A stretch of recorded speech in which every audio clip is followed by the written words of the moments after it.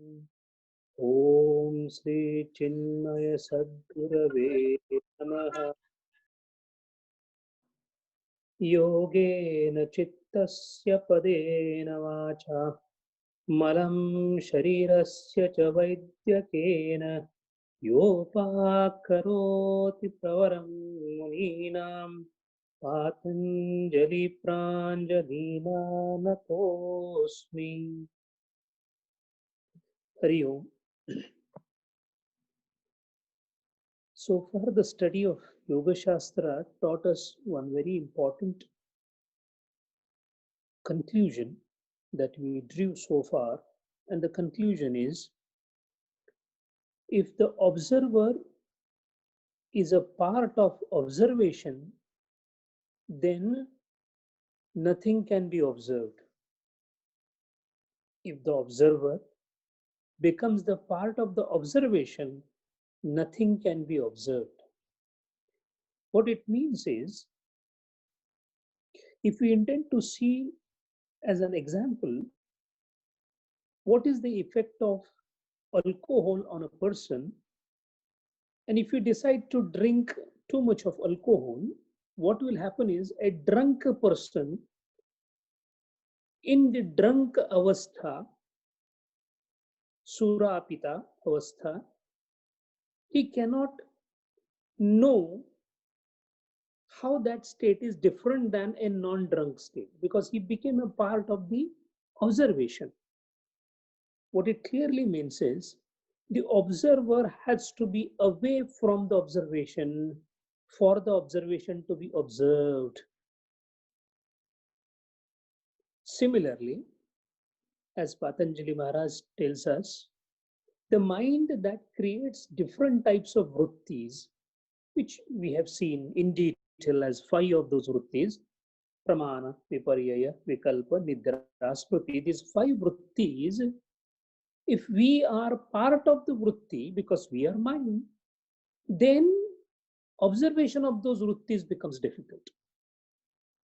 That is perhaps one of the reasons why we are not able to control our mind, because we are completely immersed in the mind as well as with the changes that happen in the mind. So we become the part and parcel of the vritti, which in other words is called getting carried away. But the fact remains that everyone has an experience of observing certain changes in mind by distancing oneself from the mind.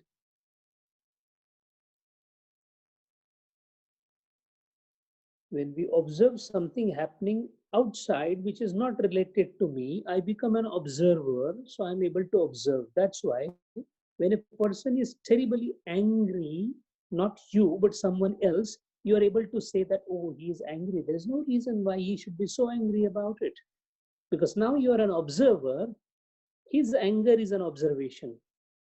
Unfortunately, when my anger becomes the subject of the observation, I'm absorbed in the anger, so I'm not able to separate myself from the anger. So in this scheme, I become part and parcel of the observation, and my observer status is lost.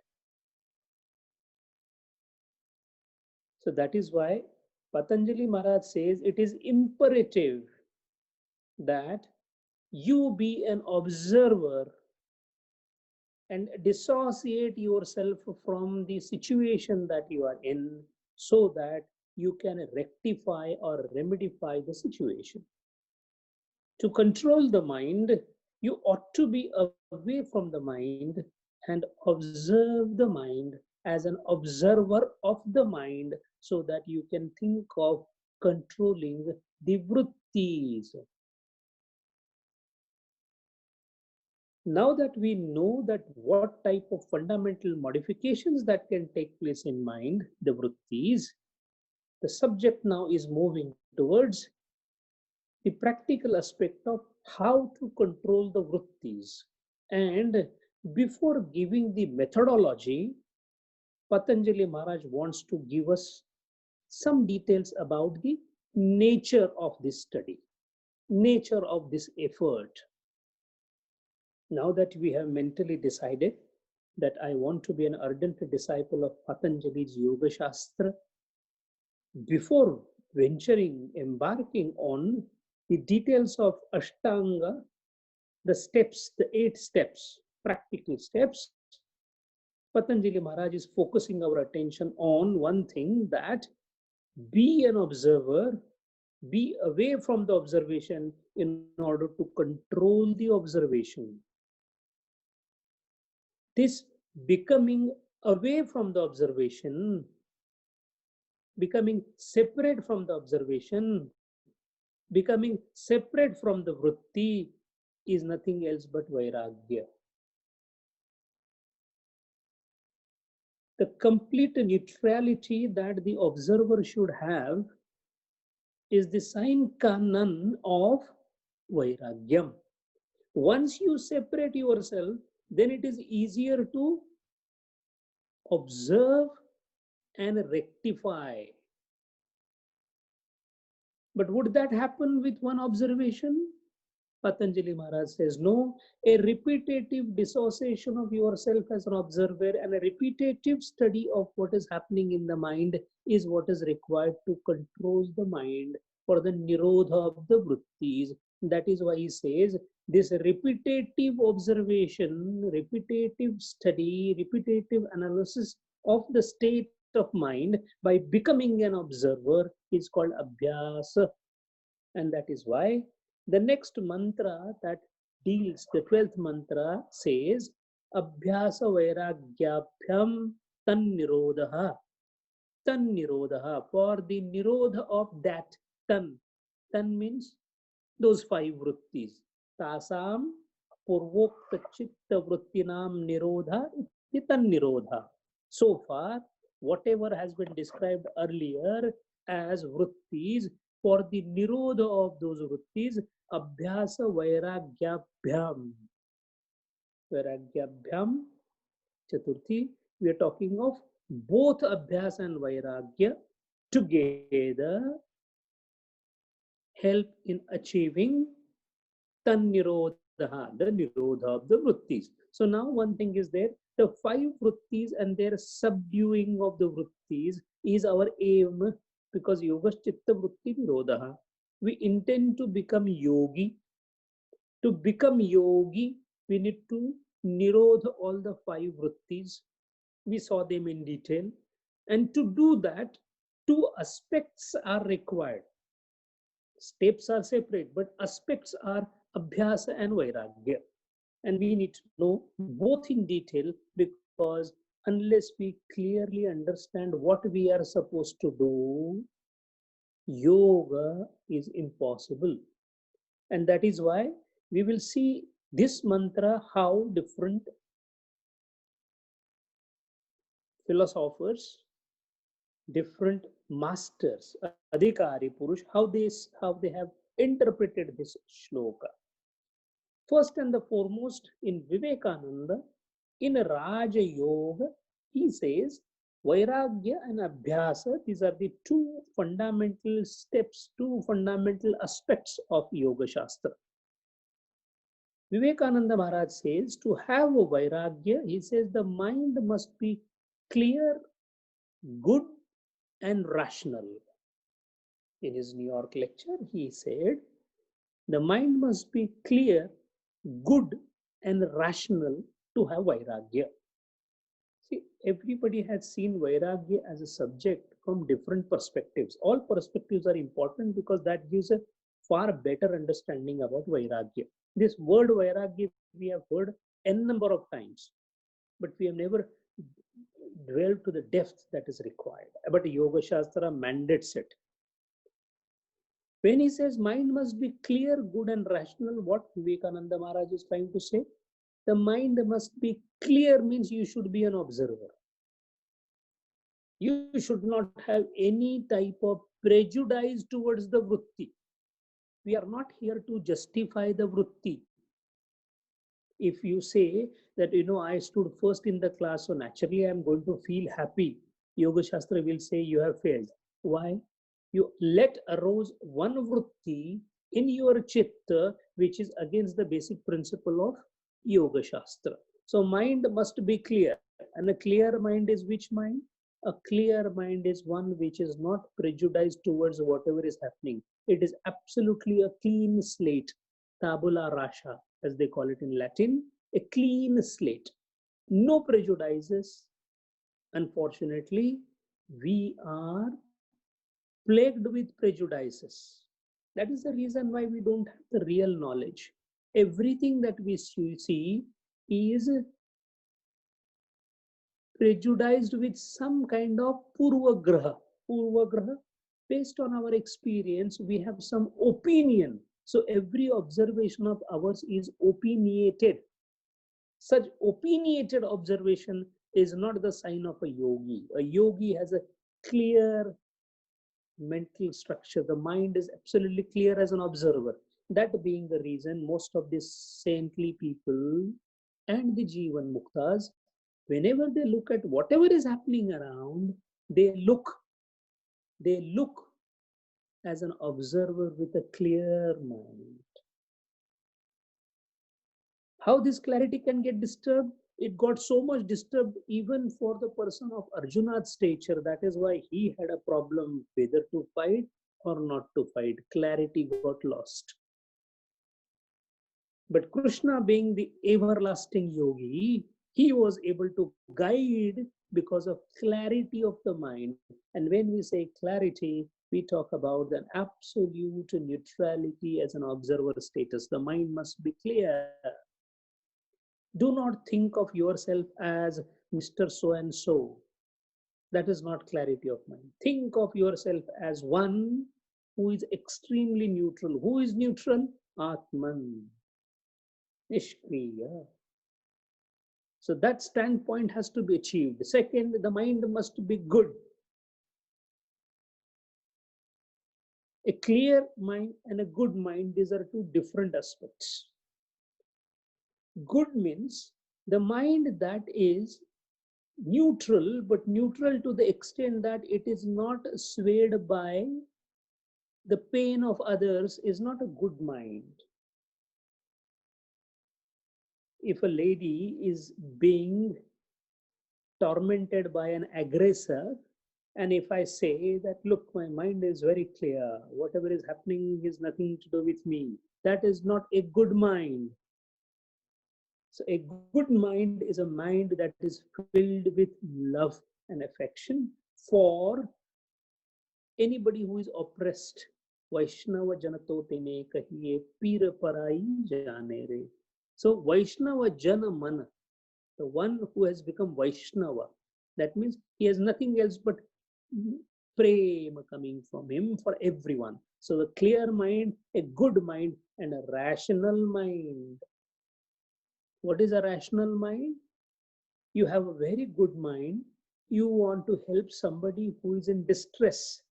He is suffering from fever. So you went to help him for the fever. So you have a clear mind. You have a good mind, but you decided that let him be there. I will keep on nursing him without realizing that I am not a doctor. I must take her or him to the doctor. That is rationality.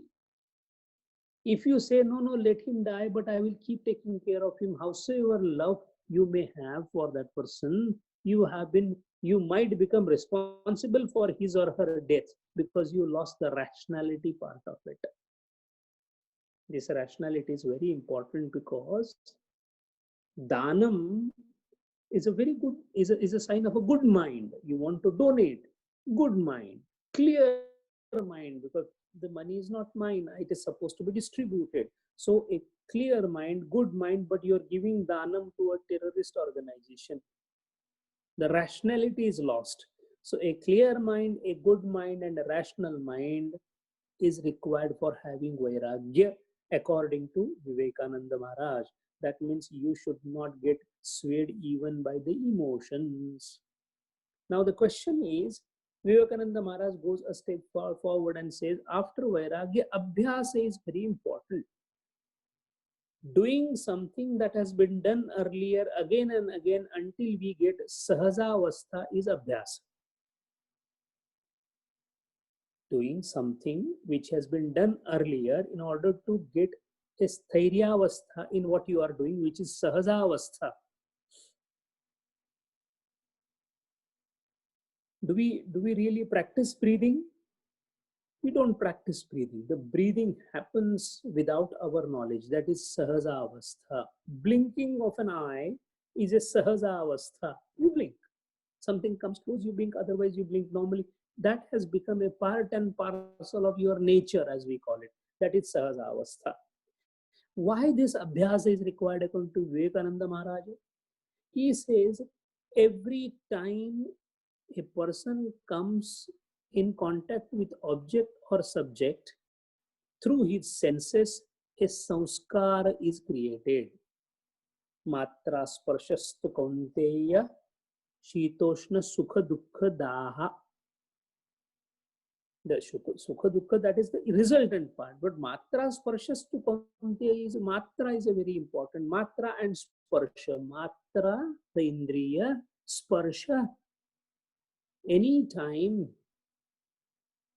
on every time the sense organ comes in contact with something, one sanskara is created. Why? That is the power of mind. Mind is nothing else but observation and retention. Whether you want it or you don't want it, you do retain it. This retainment of whatever has been experienced is called samskara. Now, if what you have seen, if you see again and again, the same samskara gets repeated, the repetition of samskara is called vasana or habit. Repetition of samskara is vasana or habit. That means if you are in a sangha of something, sangha means repetitive exposure, satsanga, repetitive exposure to Bhagavad Gita, what will happen? These samskaras will become vasana once upon a time. A repetitive exposure to the evening club for drinking, asatsanga, what will happen? You will become a drunkard for sure. Why? Repetitive exposure leads to vasana. So samskar leads to vasana. And what type of vasana you have decides your character. Sheela. Samskar, vasana, sheela. Samskar, vasana, sheela, or character. So take any example. How is this person in terms of discipline? He is a very loose person in discipline. Why? His character has become non-disciplined. Why? Because he has developed the vasana of not getting up on the time. That is because since childhood he did not get up on the time. So the first exposure was samskara. He failed on getting up early in the morning for number of years. So repetitive habit leads to vasana, and that vasana has made him what he is now. So Vivekananda Maharaj gives a very important statement that all the people around you are nothing else but the characters, sheela, that is moving around. Abhyasa Sheela, he keeps on studying. Why? Because he has been repeatedly studying. So once he knew what study is, first samskara, he keeps on propagating that samskara into vasana, and that is a sattvasana or sadguna vasana. So he wants to study the scriptures again and again. He keeps on studying. As a result, he becomes abhyasu. Abhyasu, Saptami. He becomes abhyasu because he becomes a studious person. Studious because his character. So then we say, oh, he is vidwan. His character now is vidwan. Another person's character is, he is a dumb person.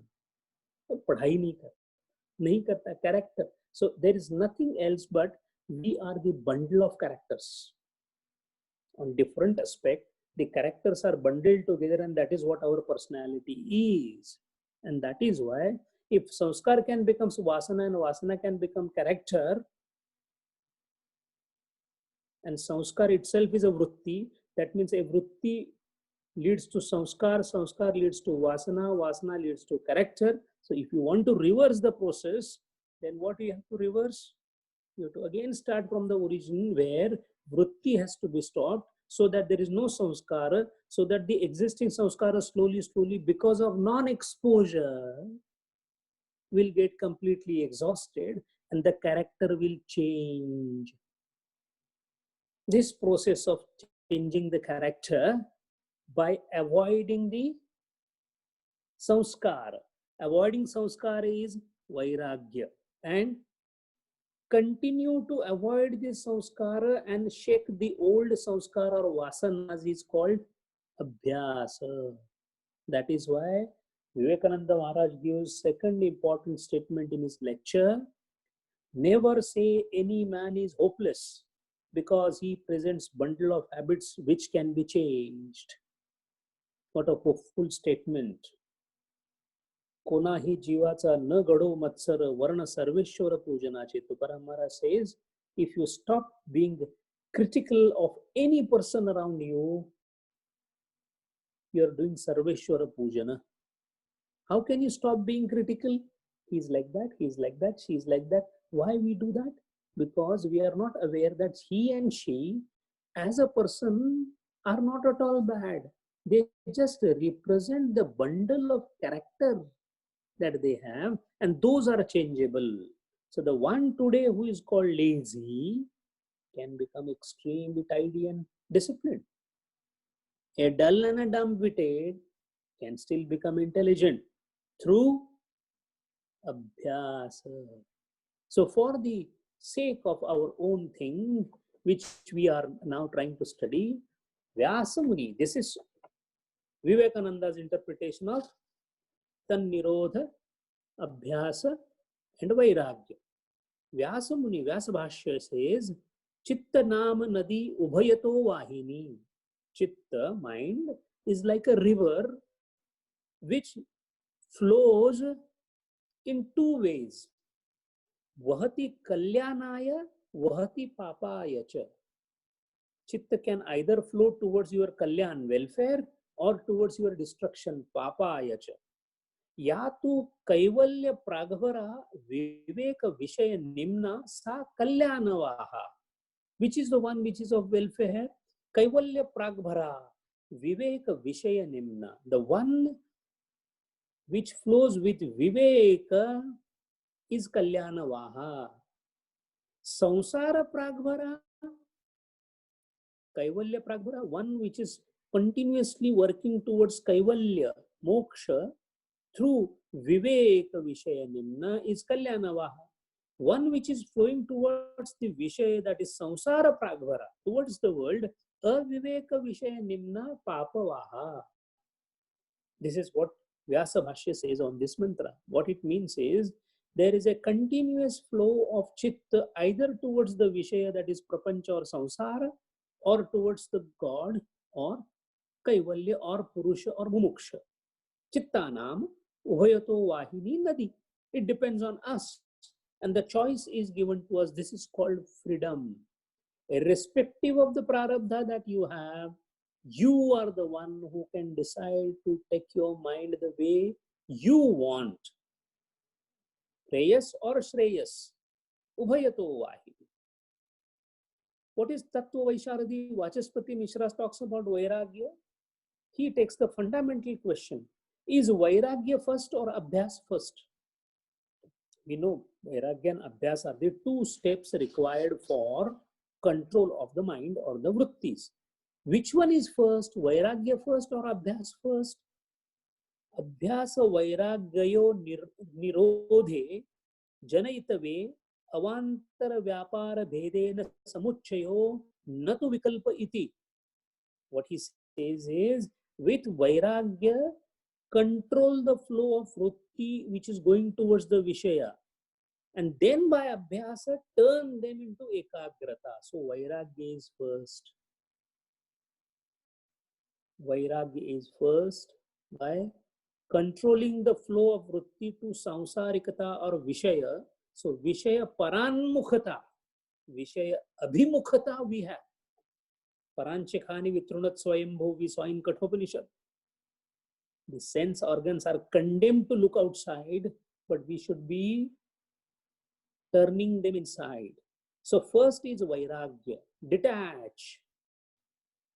Detachment is first, vairagya. Then that which is detached is turned inwards, antarmukhata, to ekagrata. So vairagya is an art of detachment through discardment. I repeat, vairagya is an art of detachment through discardment. Abhyasa is a science of attachment to the Lord through concentration. Again, I repeat, Vairagya is an art of detachment through discardment, and Abhyasa is the science of attachment to the Lord through concentration. So, first Vairagya, then Abhyasa, and then both for Tannirodha, Tannirodha of the Nirodha of the Vrittis. This is precisely what Bhagavan himself says again into Atma Sanyama Yoga, because Arjuna suddenly realized that Abhyasa Vairagya, but it is very difficult. The mind is so difficult to control. And then Lord says, Asamshaya Mahabhavo Mano Durnigrihya Chalam Abhyasena to Kaunteya Vairagyena cha Gruhyate. Bhagavan is also saying the same thing as what Patanjali is saying. And that is why Vishaya Strotaha Kilikriyate Viveka Stotraha Udghatyate. What is Vishaya Strota Kilikriyate? To break asunder, to kill, to destroy the Vishaya Strota, and to open or inaugurate Udghatyate. What? Viveka Strotra. Iti Ubhayadina Nishchita Vritti Nirodha. Tattva Visharadi tells us on Patanjali's Vartika, Vachaspati Mishra says, Vishaya Strota Kilikriyate. Every time the mind is going towards the Vishaya, it has to be stopped. And then only when such a mind which is no more applied to any of the Vishaya, it is like an energy which is free now, harnessed. It is no more distributed. It is harnessed into one concentrated form. Then it is to be directed inside, which is Abhyasa. So this is how Abhyasa and Vairagya has been defined by different Vyakyakara, Bhashyakara, Vartikakara, and our own Swami Vivekananda Maharaj. Then comes the 13th mantra, which talks about definition of Abhyasa. Everything is now going into the detail. Why? A precise clarity. A precise clarity is required in Patanjali Yoga Shastra, because this is a Shastra of application, practicality. Again and again, I'm emphasizing on that. So having a clear fundamental understanding. Clear understanding, mind is there, called Chitta. It has got 5 types of Vritti. Yes, if all 5 are subdued, you become yogi. To subdue all the 5, we must have Abhyasa and Vairagya. I must have Vairagya first, followed by Abhyasa. It's not that it is sequential, it is parallel, but first Vairagya, then Abhyasam. And now it is coming to the details of Abhyasa itself. Tatra sthito yatno Abhyasaha. Tatra sthito yatno Abhyasaha. Tatra means where? Vritti nirodha upayo.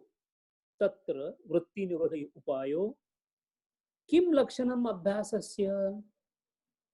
Chaturthi. Kim lakshanam abhyasasya? Sthitau yatnaha. The effort to get steadiness in the state is abhyasa. The effort to get into the state, sthiti, is abhyasa. Now, abhyasa is explained. Abhyasa is a repetition of a particular state or stage to get established into it. Abhyasa is a repetition of a particular state or stage to get established into it. This state and stage means what? This state and stage itself means stages of Ashtanga Yoga. There are 8 steps in Ashtanga Yoga. Each step has to be done repetitively so that you get established sthito in that particular state. That means you get sahajavastha. it means is you get Sahajavastha. Now the question is, if you get Sahajavastha, then we also need to understand what is the Vyakhya of Abhyasa. In Sutra Siddhanta, Sthityartho yo yatnaha so abhyasaha. Any effort made for sthiti is called abhyasa. Now, sthiti is prayojana and yatna is swarupa of abhyas. Now, we're going to slightly details of what abhyas is. Abhyas has two parts. One is swarupa of abhyas and one is prayojana of abhyas. Prayojana means phalam. What is the phalam if you do abhyas? Sthito. You will achieve a state. Sthito is the prayojana. What is the swarupa abhyas? Yatna. Yatna to deva janava. Yatna is itself God. Samartha Ramdas says, Yatna itself is God. That means effort is a swarupa of abhyas. So if somebody says, मैं योगा अभ्यास कर रहा हूँ, आजकल नहीं हो रहा है. He is not doing abhyas. Why? There is no yatna. How much yatna to be done?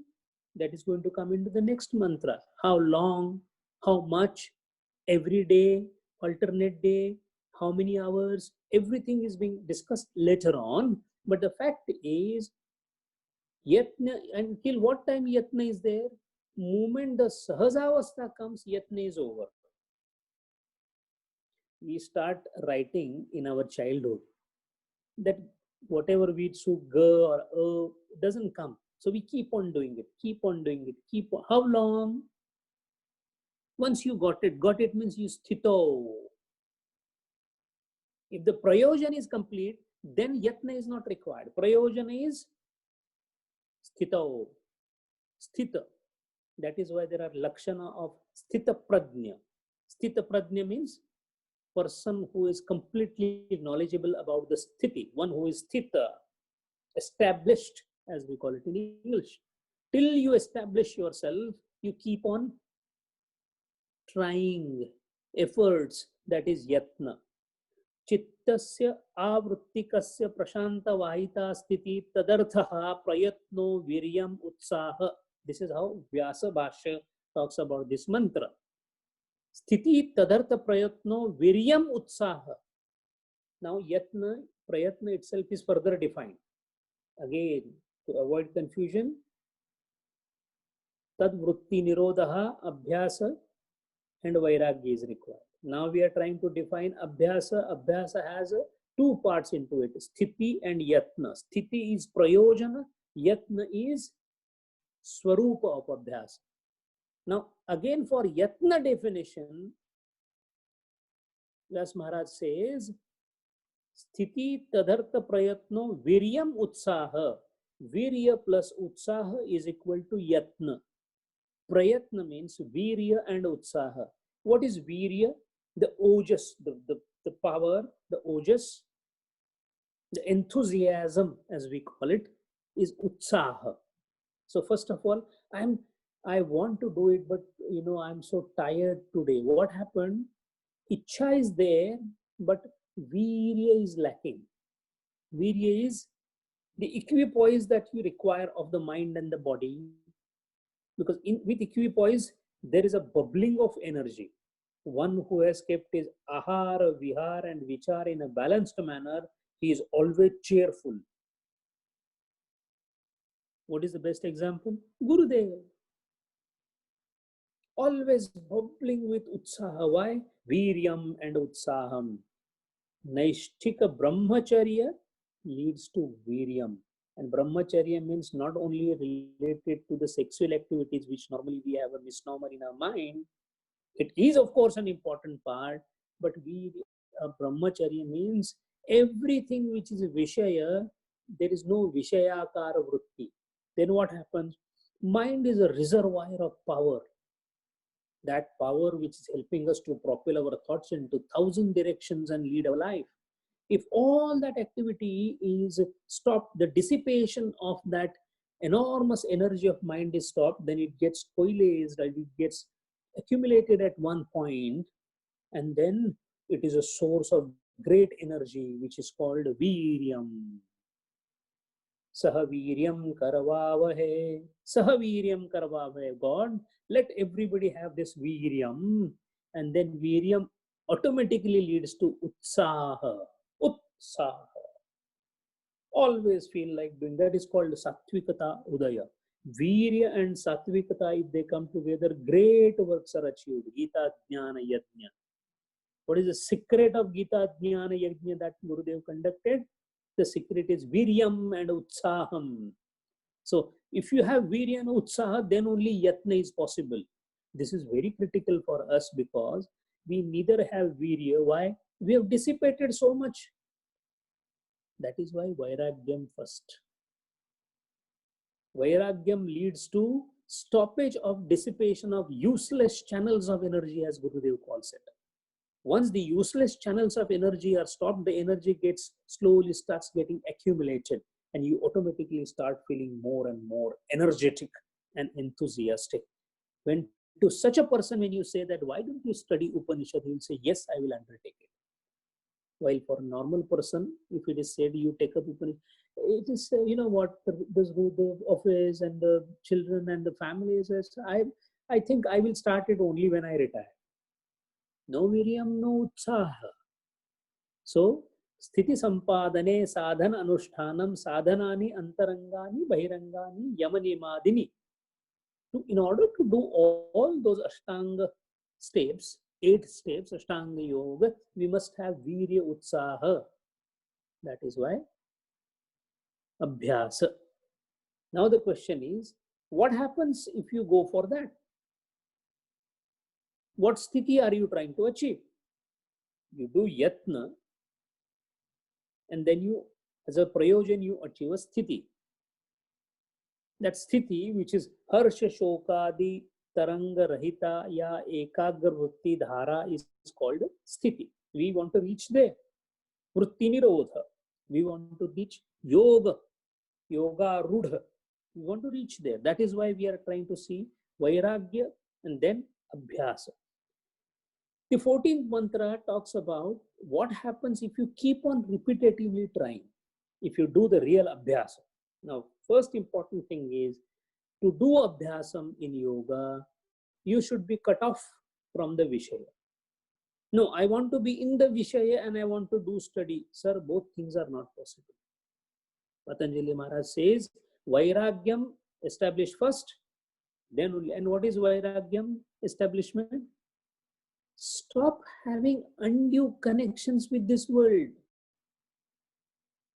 The television, the WhatsApp, the consultations, the get together, the networking, and all this, however glorified they may be into this world, even the glorification is called as a management science. This is all practically useless in Yoga Shastra because that distracts.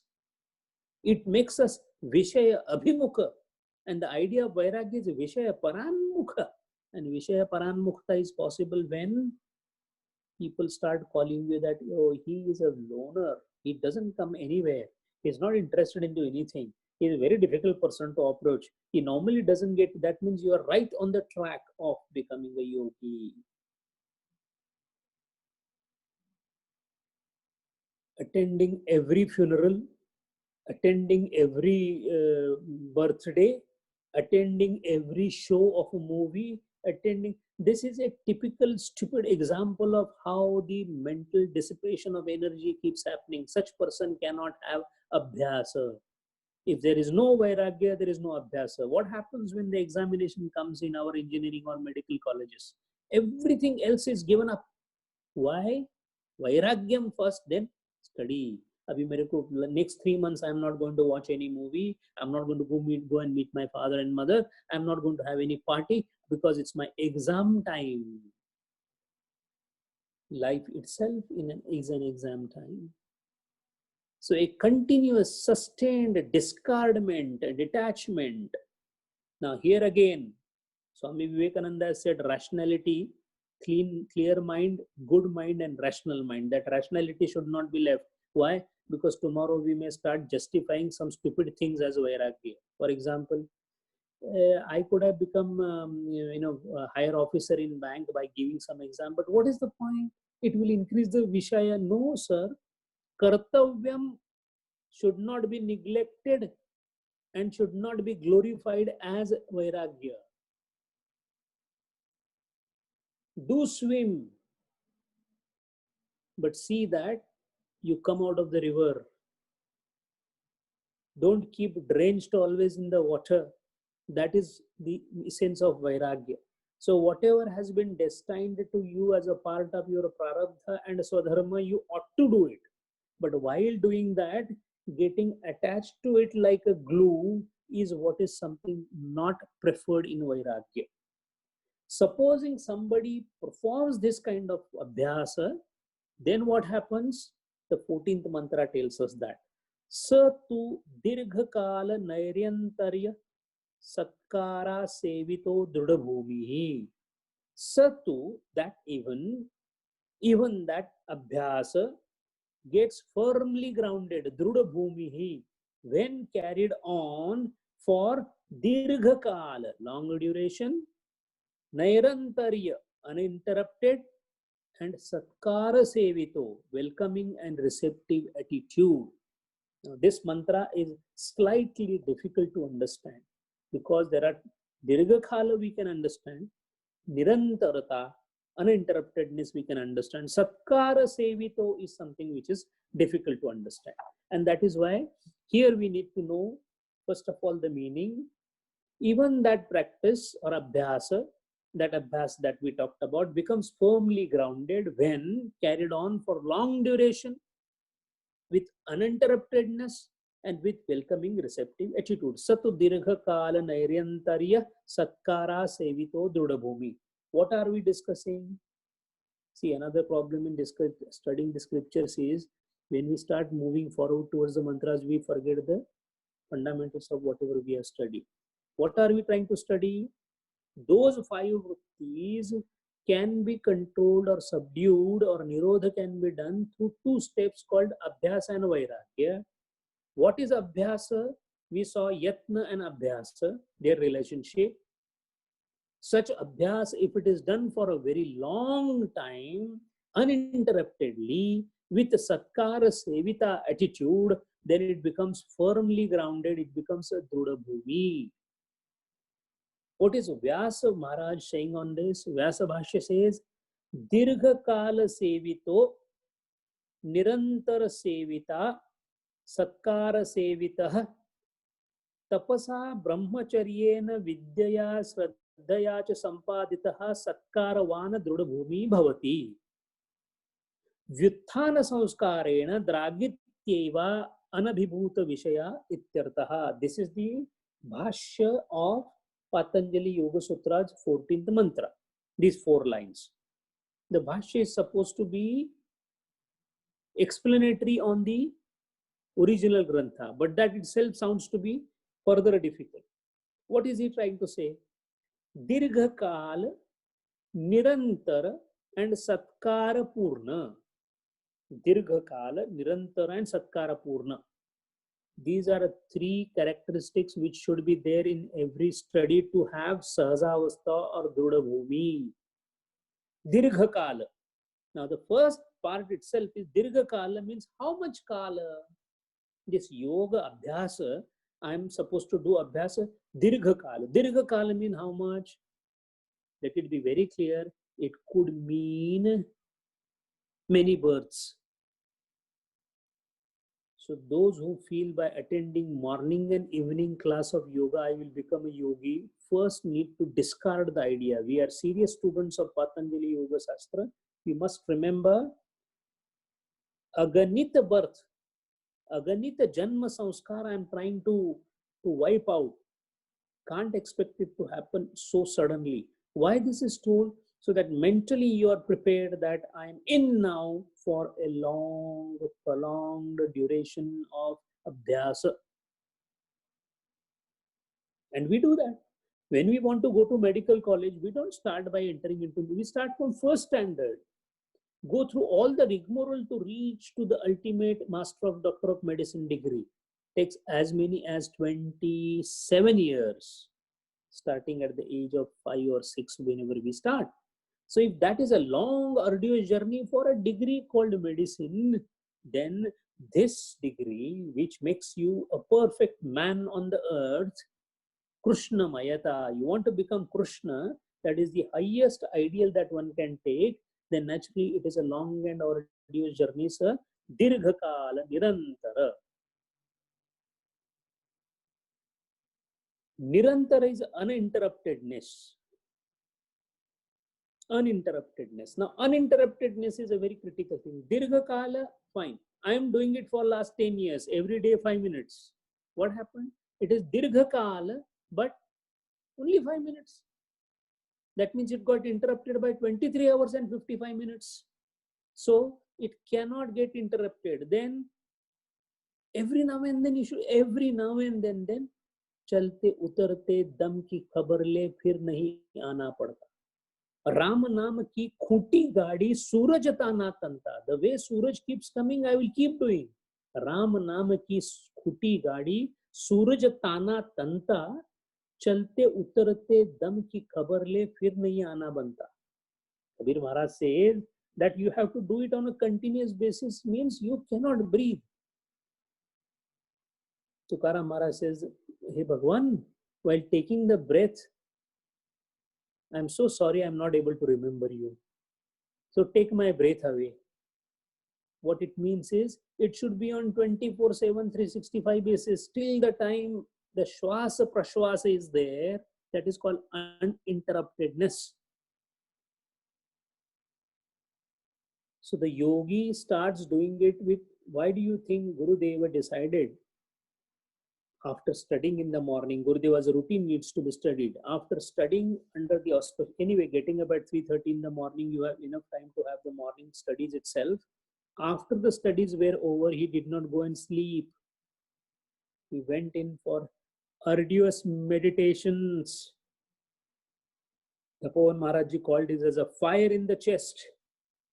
He was fire, he was having the fire. Fire means continuously getting sustained, no worldly connection at all. Continuous absorption into the mind through ekagrata.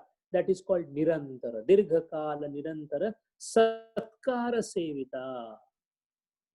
Satkara purvak. Satkara sevita. Satkara purvak. What is satkara?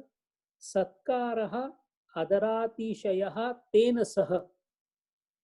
How do you do satkar? Means tapasa. What is tapasa? Dvandvadi sahana purvakam. Take Gurudeva's example. Dvandva the ki nahi. Extreme cold, pain, getting up early, cold water minus freezing water of Ganga for baths, no food inside to eat. Sahanam purvakam. Chinta vilapa rahita. So tapasa, that is called tapas. Tapas is to sahanam. Sahanam sarvasthito. Sahanam. Whatever comes across. One virus has come, everybody crying has started. This is not tapas. Tapas is what? Let it come. That is adhibhautika. Why should I bother about it? It is God's arrangement. Adhibhautika is not in any way my hand. Adhidaivik is not in my hand. Adhyatmak, because of my prarabdha, is not in my hand. It's gone. Gatasun, agatasun, nanushat chitti pandita. So tapasa means, first of all, you should be prepared. So if you are in yoga, the first criteria is learn to tolerate everything that is happening around without getting the inner water disturbed. As a CEO, you may show anger, but don't be angry. While telling a child, we love him so much, and yet we say that, Gadhe, samajhta nahi hai. No, we don't call him a donkey or an ass, because then he will become a father of an ass. But still we say that because we know that he has to become better. So that love in the heart is still there. So tapasa, brahmacharyena virya raksha purvakam. Anyone who is indulging into vishaya sukha and more so into laingika vishaya sukha, Please be sure you cannot be in yoga. Yoga means brahmacharya. No exception of any kind. If you do not have brahmacharya, do not ever even imagine of becoming yogi. Why? The ojasa is being lost. The teja, which is the resultant of the ojasa, because there will be no viryam, no utsaham, such a person cannot even do yoga. Nirantarta is a further different thing. So tapasa, brahmacharyena, vidyaya, shastra jnana purvak. What we are doing right now, is nothing else but the shastra jnana, shastra krupa. Unless you know all this, how will you study? So satkarena requires, what is satkara? Tapasa, brahmacharyena, vidyaya, shraddhaya. Adara atishaya purvaka, shraddhaya. If you do not believe, no, I want to try, what is this Patanjali? So what are they talking about? Sorry, sir, this is not meant for you. Sashraddha, enormous amount of faith you have to have on whom? On Patanjali Maharaj, on Gurudev, on all those yogis who gave this tradition, Gorakshanath, the Nath Sampradaya, the Shaiva Sampradaya, the Tantrika Sampradaya, all of them are the torch bearers of this particular thing. They have reached the colossal heights in this particular field. We must have complete Shraddha. There should be no iota in the mind that would yoga lead to what I am trying to achieve, Kaivalya? There should be no doubt at all. Then it is called Shraddha Purvak. So what is Satkara Sevita? Tapasa Brahmacharyena Vidyaya Shraddhaya. In other words, Dvandvadi Sahana Purvakam, Virya Raksha Purvakam, Shastra Jnana Purvakam, Adarapishaya Purvakam. That is Satkara Sevita. So if one has these four and doing a long, prolonged period, every day uninterruptedly, then it becomes Dirgha Bhumi, Drudha Bhumi, or firm ground. The Abhyas gets firmly grounded. This is precisely the reason why entire Hinduism is replete with Wo fir van mein gaya. He went to the forest and did tapasya for 12 years. Now we understand 12 years, 24 years, 1,000 years, and Indra and Virochana story. If you see, there are 100 years and again 100 years and again 100 years. What are they trying to do? Because it is not an easy thing to achieve vairagyam and abhyasam. What to do? That is going to come in Ashtanga Yoga. How to do is what we are discussing. Vairagyam abhyasam. First thing is, cut all the ropes of all the Vishayas around you so that you are free. A bound man cannot do anything. So first be away from Vishaya. Once you are away from Vishaya, now you are free. हमारी problem तो दूसरी है. We are not even free from our daily activities. Ask anybody. No time, sir. A spiritual stupid is one who says, I have no time. There is a whole lot of time that we have. We don't know how to do niyojan of the time. Getting unnecessarily involved into unnecessary things. Very candidly, if you ask a question to yourself, how many hours you really work in the office, I doubt whether the answer will go beyond 1 hour. Fundamentally, we spread our work to fill the time. That is how we work.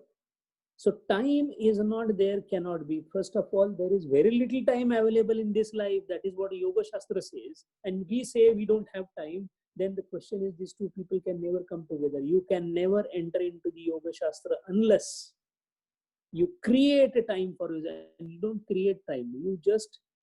The time gets automatically made available to you if you stop indulging into what is called as Avantar Vyap, which is called Upadvyap. Vyapa is there, but Upadvyap is something which we should be avoiding. Upadvyap is नाना की पोपी की बच्ची की सालगिरह है. Upadvyap.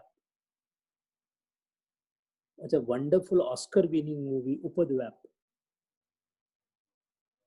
3,300 cases detected and 4,500 cases died. Upadvyap. By knowing that knowledge, by having that knowledge, what difference did it make in our life? Have we stopped one person from dying? Have we stopped the spread of that virus? But every day the discussion has to be there. More and more knowledge has to be obtained. India में अभी 10,000 हो गया daily cases. Are you the savior of India? And if so, then get up and do something. If the migrant labor that is walking on the road is helped by you, then one can understand that time is not wasted but has been applied properly. This verbal delusion, the entire verbal diarrhea is of no consequence whatsoever if it is not. That is where the time gets dissipated, energy gets dissipated. Gnaneshwar Maharaj kept on doing his sadhana by sitting at one place. And the work that he did is still helping 700 years. Gurudev did not go on the border to fight the war against Pakistan, but his presence and his one lecture to the soldiers is still inspiring so many for coming generations to come. Proper utilization of time. That is why Abhyasa requires Dirghakala and Nairantarya Satkara Sevita Bhumi, so that we can get Duda Bhumi. Nairantarya and uninterruptedness, which is Dirghakala and Nairantarya. For both we require to have time. That means we have to stop indulging. It is called indulgence. I want to eat my food is not indulgence. I want to eat tasty food, indulgence. 7-course meal, fantastic, indulgence. Special restaurant serving special thing, indulgence. 2 cheese khani hai, it sustains your body, that's more than enough. 2 fruits are enough. 1 glass of small milk is enough, which by God's grace we are able to afford. More than that, the food should not be given any significance whatsoever. This, what we wear, is basically a protection from the weather around, and plus the society requires, because you can't go naked into the. More than this, the value should not be given. This particular spec is supposed to make me see things. The lens should be, no, the frame has to be like Thakur-Rabani and this company and that company. Indulgence. Where will you get the time? We spend money, we spend energy, we spend mind, we get tired, and then we say, no time is there. I want to study, but I am not able to get time. A lame and a stupid excuse of a spiritual stupid is, these are pseudo spiritualists. A sincere worker, a sincere sadhaka will always find time. What is Patanjali Maharaj saying? What is Vasamuni saying on that? What is Tattva Visharati saying on that? What is Gurudev saying on that? Okay, all they are saying, can I think about myself? Today I learned that, I cannot be an observer. I have to be an observer to observe the observation. So can I observe my mind? Which vritti I am into now? How can I stop that vritti? This is called application of knowledge. Continuous thinking, nirantarata. While driving, what is the need of listening to the song? Can you not think about the vrittis? That is sadhana. Sitting and just watching something, that time also one can think about it. You see somewhere a bird is flying, that also can lead to the thinking spiritual. Every single thing happening around could be the nidus or the source to think spiritually for the elevation of your own mind, so that you can become an observer. Not getting involved into anything that has happened, using only that as a starting point for thinking. That is Vairagya, because the subject is gone. From the subject, your thinking has started, Mananam has started. This is uninterrupted, Dirghakal, if we do this in a Shastrokta way. That is why Vidyaya, Tapasa Brahmacharyena Vidyaya Shraddhaya iti Satkara Sevita. If we do that, then a Druda Bhumi comes. This is a Druda Bhumi of Abhyasa. We are yet to see what Vairagya is. Currently, what we are trying to see is Abhyasa. So to recapitulate, mind called Chitta has 5 different types of vrittis. Those vrittis are to be nirodha, they are to be controlled. The fundamental modifications are to be controlled. For that nirodha, we need to do 2 things, Vairagya and Abhyasa. These are the aspects of the practicality that we will be taking. The steps to be taken are Ashtanga, but the aspects are Yatna and Abhyasa, of which Abhyasa and Vairagya. Abhyasa has been defined. Abhyas has in it yatna. Yatna also was defined, and then we came towards the Druda Bhumitva, the resultant of the Abhyasa, what happens, that is what we saw. Now we will be focusing more on Vairagya part. A lot has been discussed about Vairagya, but next session we would like to see the aspect of Vairagya that is taken from the Upanishadic as well as Patanjali Maharaja's Yoga Shastra point of view. What is Vairagya in their angle? We have superficially heard this word so many times. Giving up is Vairagya, but that is not only the Vairagya. Why Vairagya is stressed so much, and how rare of the rare is to see a Vairagi. That all we will see in the next session. Om Purnamada Purnamidam Purnat Purnam Udachyate Purnasya Purnamadaya Purnameva Vashishyate. Om Shanti Shanti Shanti. Hari Om Shri Gurubhyo Namaha. Hari Om.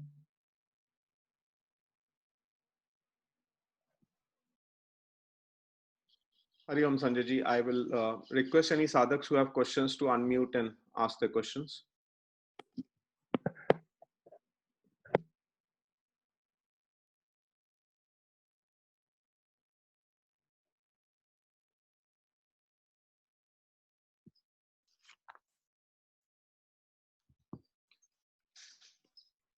Hi, I have one question. Yeah, Falguni, go ahead. So I theoretically I understood what you're trying to say, but when it comes to practical application, I would like to go on an experience of on an everyday life. How do you stay away from being an observer? Because you're involved in everything. So how do you step away from it? Hari Om.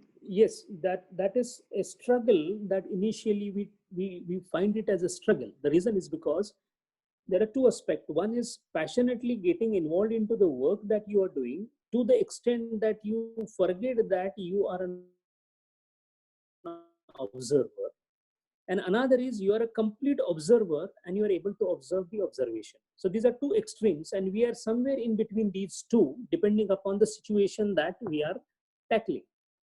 How you become separate from the observation and become an observer is if you're constantly aware of what is happening around you. It is a habit that needs to be inculcated. Now, how do you develop that particular habit? The habit is developed by constant awareness.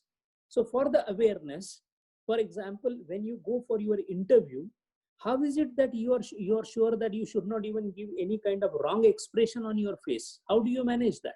Because you constantly remind yourself that I should not be looking very stupid when I'm facing the interview, because my seriousness on my face, my facial expression, everything matters. That means here you are able to see the whole thing as an observer and then work accordingly. So that means separating an observer from the observation, we keep doing. Only thing is we think that as an essential thing for what you are doing, so you are able to do it.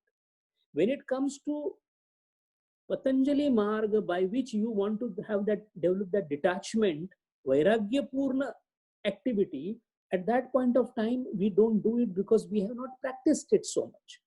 Now, supposing today one takes a vow to practice the same, it is possible. For example, how do you control the anger? Now, those who have tried at least to control the anger, they realize that every time you try to control the anger, you forget that you are the observer and you become angry. And after the anger, you realize that, oh, I shouldn't have become angry. So that is the first stage. Now, what happened? You became an observer after the incidents. After some time, if you practice this constantly and you feel repentant about what is happening to you, then during the anger, you come to know that, oh, I am becoming angry and this much of anger was not justified. So during the process, you becoming an observer. And after some more practice, you become an observer well before the anger starts bubbling and raising its head up in your mind. And then you say, oh, I'm getting angry, let me leave this place. You may take any kind of recourse, but that time the status of observer comes before the anger. All this is nothing else but the result of the practice. The awareness that I have to become an observer is more important. Majority of the people in the world are not even aware that they should become an observer. So they get carried away every time they are floored by what is happening. So passion. Now, in case of a scientist, if you see, he's initially an observer, and he continuously keeps observing the research that he's doing. He's observing something because he wants to reach to a particular stage. While doing that, he becomes observer, and when the observer is very intently observing the observation, then the difference between observer and observation is lost. That is another state. That is how they come out with epoch-making discoveries and inventions and become Nobel laureates. All this, if you see, is nothing else but the aspect of ekagrata of mind on what you are doing and simultaneous awareness that one who is doing is not me. So this is nothing else but abhyasa. This is abhyasa.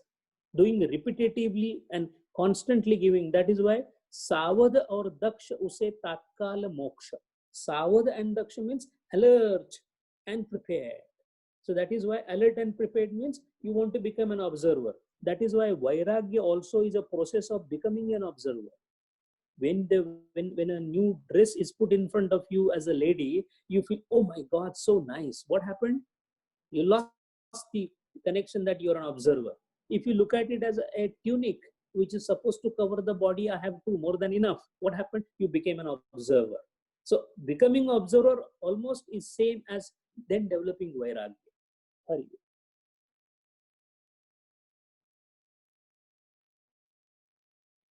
Thank you.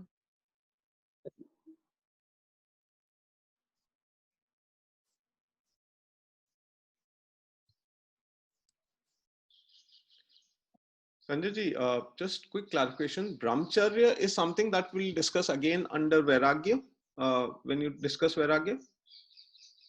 Going to come again later on also. We have much more detail about Brahmacharya coming down the line. Right now, the focus is only on Abhyas and Vairagya. And in Abhyas itself, Brahmacharya is required because Brahmacharya is nothing but conservation of your own inner through thoughts. Intense application of thought dissipates intense. And the most intense activity of thought application is sexual thoughts. That is the reason why mostly Brahmacharya is focused around that area. But that need not be the only area. For example, a drunkard is not much interested in sexual activity, but the alcohol for him is an intense passion. So anything that is intensely passionate for you indicates excessive attachment to the subject. And that is why Brahmacharya means charati brahmen. The field where you are supposed to move, or you are supposed to live, or you are supposed to do charitartha, only Brahmasthanam, Brahmaiva bhavati. Other than that, everything is called as khalan of Brahmacharya. So any interest, any involvement in any subject, that is why Kabir Maharaj gives a very beautiful instruction. Hirana, to the mind he says, oh dear, oh Hirana, samaj bhuja charana. एक बन चरना ब्रह्म, दूजे बन चरना ईश्वर and भक्त, तीजे बन पग मत धरना. तीजे बन मीन्स दिस वर्ल्ड. तीजे बन में 5 पारधी. There are 5 Pardhi. इनके नजर मत पड़ना, हिरना समझ बुझ चरना. That way, mind, whenever you go out, please be as one Brahman or with Lord as Bhakta. But other than that, don't go anywhere, because then the Brahmacharya is lost. Hari.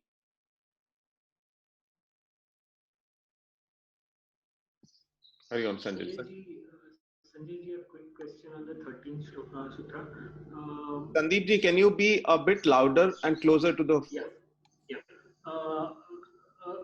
A quick question on the 13th sutra. The thing about Abhyas, is it not just a reminder of what you know as true?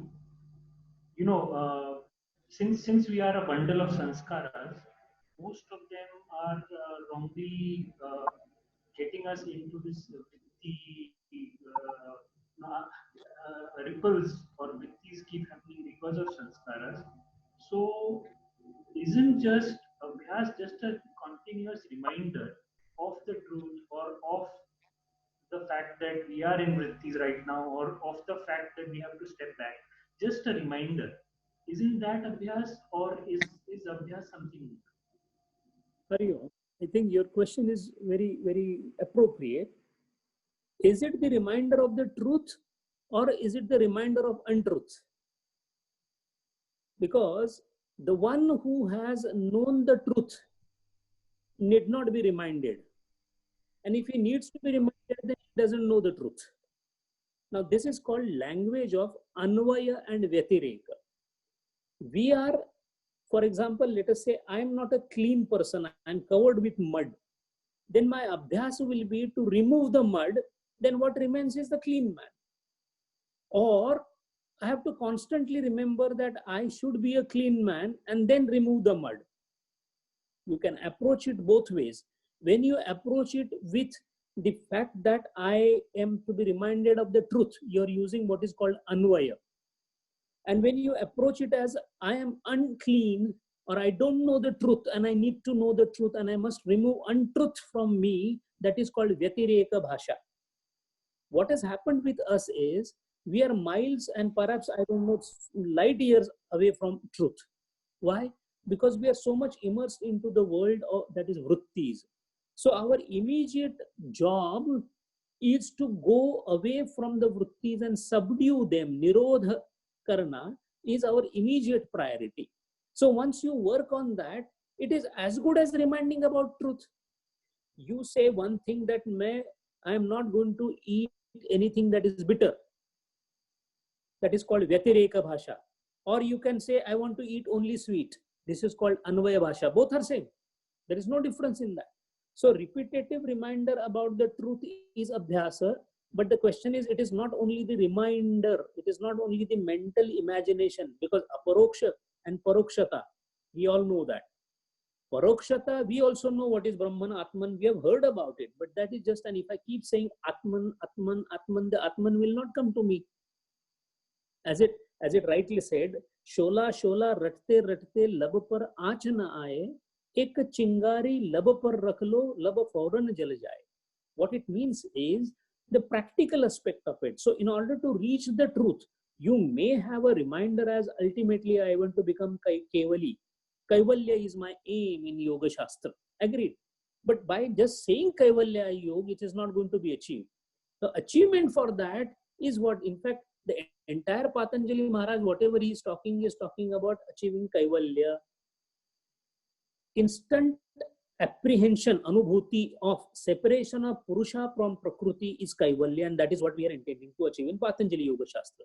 But to achieve that, what is coming as impediment and obstacle is the vritti. To remove that vritti, I have to constantly try. That try is called abhyas. So you are taking prayojanam as abhyasa. Prayojanam is truth. And reminder is required because you are not established in that sthiti. Tatra sthito yatno bhyasaha. Sthito is not yet happened. We are not susthira. We are asthira. We are not even asthira. We are miles away from sthiti. That is why abhyasa specifically means positively doing something to annul the negative impact on the mind through the vrittis, so that we reach a state which then becomes a firm ground or a drudha bhumi. Hari.